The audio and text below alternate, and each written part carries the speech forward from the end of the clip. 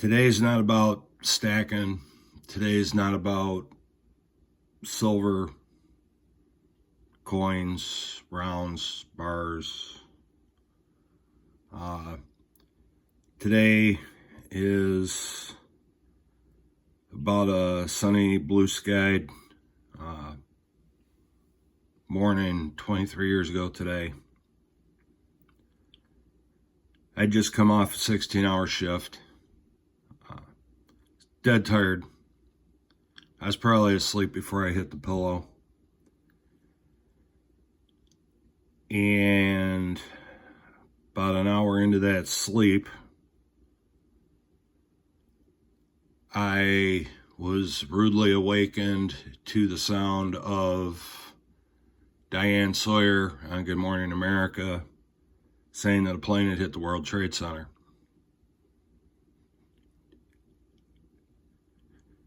I kind of thought I was dreaming. For some reason, I was married at the time. For some reason, my wife that morning didn't shut the TV off in the bedroom when she left for work. So I rolled over and looked at the TV. And they couldn't make up their mind whether, they all thought it was like a Cessna or something that hit. And I'm looking at the TV, trying to comprehend what I'm looking at, because even being a law enforcement officer, not a firefighter, you can look and see that wasn't a small plane. So I'm still trying to wake up, comprehend what I'm looking at. That was shortly after 8:46 a.m. So I'm kind of laying there looking at the TV. And then the plane hit the South Tower.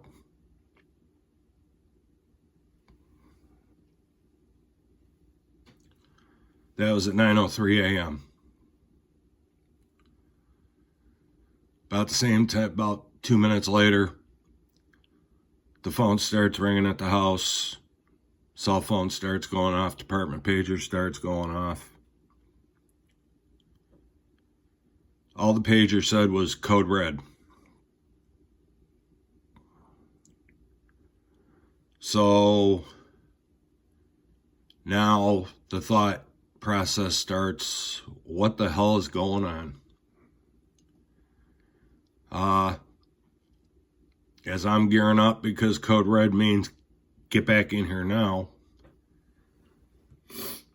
that bag comes out of the closet that your family knows. If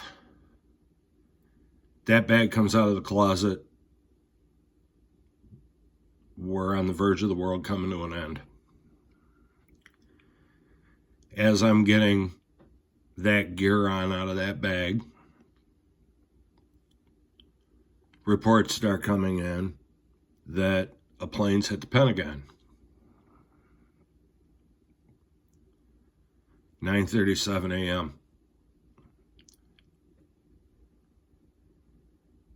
So I call my wife and say, we're at war. I gotta go. I don't know when I'll be home. It took her a while to comprehend it too, because she thought I was joking. And I wasn't nice about it. I essentially told her, go into the break room and turn on the damn TV, and I hung up on her.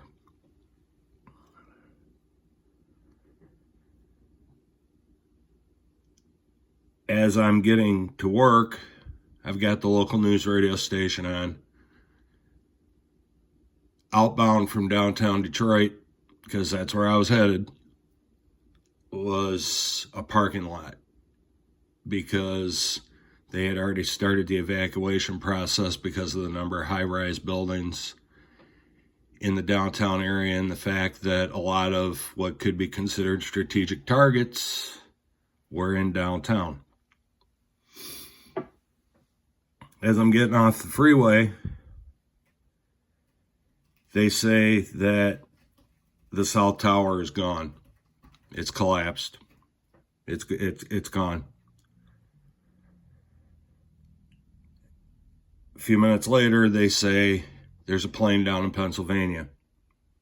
South Tower collapsed at 9:59 a.m. Flight 93 hit the ground in Shanksville, Pennsylvania at 10:03. I get to work. Command's got television on. They're watching it just as closely as everybody at home.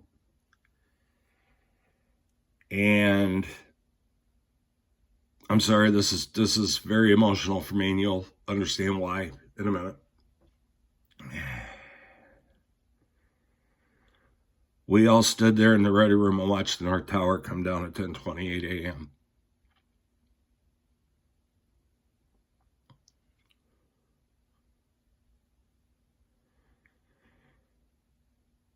Now, I knew damn good and well that a couple of my buddies were among the hundreds of law enforcement officers, firefighters, paramedics, on duty and off, that were racing to downtown New York City, to Manhattan.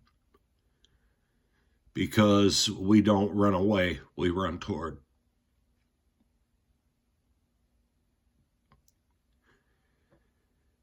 But I got a job to do.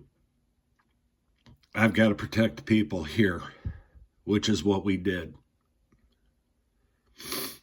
You could hear a pin drop in downtown Detroit on a weekday morning. Schools were closing. Parents were picking their kids up at school, taking them to the safety of their homes. As we stood around trying to figure out what the first target in Detroit could be. We've got hospitals. We've got a financial district.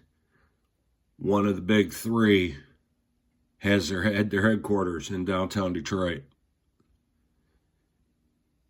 You take out what keeps the country functioning, and we had that stuff here in Detroit too.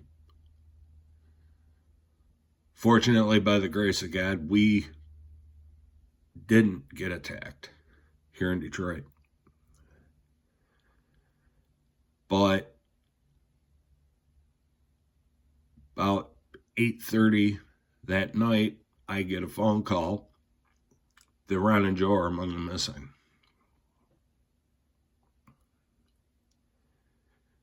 Well, Ron and Joe were never found.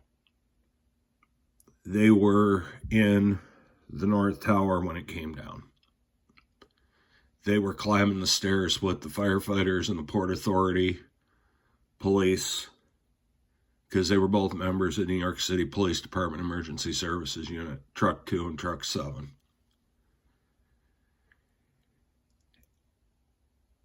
And they were among the thousands that didn't get to go home that day. So what I'm asking everybody to do today is take a few minutes to the memory of the first responders, the innocent civilians that didn't come home that day. I also want you to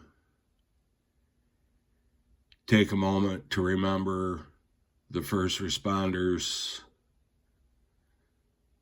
that responded to the search and rescue mission, and sadly the search and recovery mission that we've lost since, because we're still losing 9/11 first responders. We're still losing 9/11 survivors to the cancer that was caused by the air in the area after the collapses. Take a moment to remember the innocent victims on Flight 93. The men and women, civilian and active duty military that we lost at the Pentagon. While we try to put it behind us and move on with it, from it, we need to take that moment every year to remember. And to the memory of Ron and Joe, and Joe's family lost 2 that day.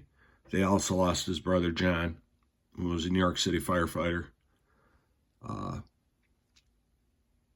Just take a moment to remember everything we lost that day.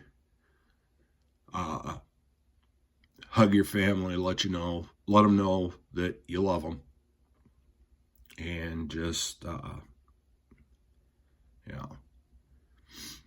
I can't put it any other way. Just take a moment to remember, reflect,